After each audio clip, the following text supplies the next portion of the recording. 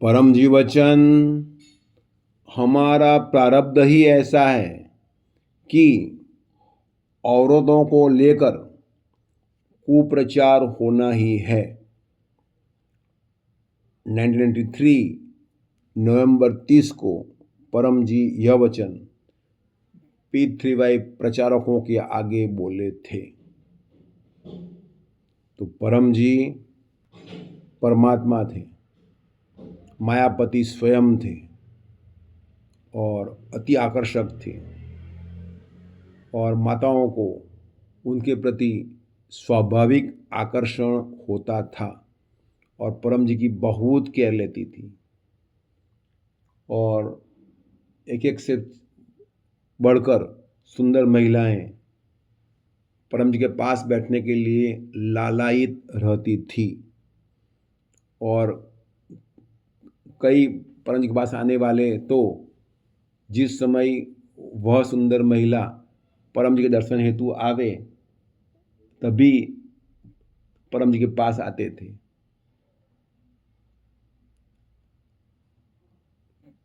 उनमें से कुछ को ऐसा लगता था कि ये महिलाएं एक साधु के प्रति क्यों आकर्षित होती हैं। हम इतने पैसे वाले हैं, हम इतने ऊंची पोस्ट वाले हैं, हम आगे हैं, तो हमसे बात नहीं करती है और परम जी से बात करती रहती है। फिर कुछ सेक्स जेलसी के कारण परम जी के विरुद्ध अफवाहें भी फैलाते थे और कामरसी लोग उसमें ज़्यादा रुचि लेते थे।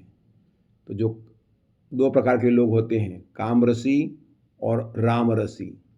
तो जिनको अध्यात्म में रुचि है वो रामरसी, उनको ऐसी बातों में रुचि नहीं होती है, वो सुनते भी नहीं है, हमें क्या लेना देना। और मान लो लगा तो उसी को कह देते थे भाई ये बात दूर रह, लोग ये बात करते हैं, और नहीं करे तो उसकी इच्छा। और जो कामरसी होता है तो जरा भी देखा हो या सुना हो तो उसको बढ़ा चढ़ा कर अन्य के आगे बोलता रहता है, वो कामरसी है। तो ऐसे लोग परम जी के विरुद्ध में भी बोलते रहते थे।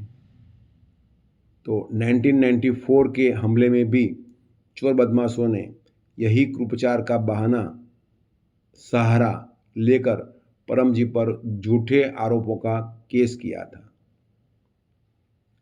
और अंत में कोर्ट में सत्य की जीत हुई।